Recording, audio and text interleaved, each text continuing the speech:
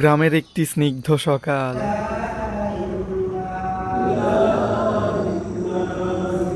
প্রতিদিনের সকালটা শুরু হয় ফজরকে সাথে নিয়ে।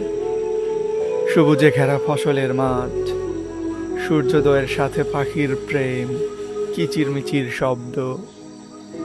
অতঃপর শুরু হয় গ্রামের খেটে খাওয়া মানুষগুলোর কর্মব্যস্ততা।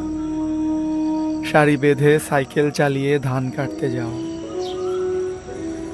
সূর্যোদয়ের যেই দৃশ্য শহরের ব্যস্ত মানুষগুলোর কাছে স্বপ্নের মতন, সেই হৃদয়কাড়া ছবির সাথে পাল্লা মেরে কৃষকের ধান কেটে চলা। আঙিনায় বসে বাড়িওয়ালির ধান সেদ্ধ করা, ঘুঘুর ডানা ঝাপটানো শব্দ, সবকিছু মিলিয়ে এই গ্রামগুলোই যেন প্রাণ খুলে শ্বাস নেওয়ার একমাত্র জায়গা।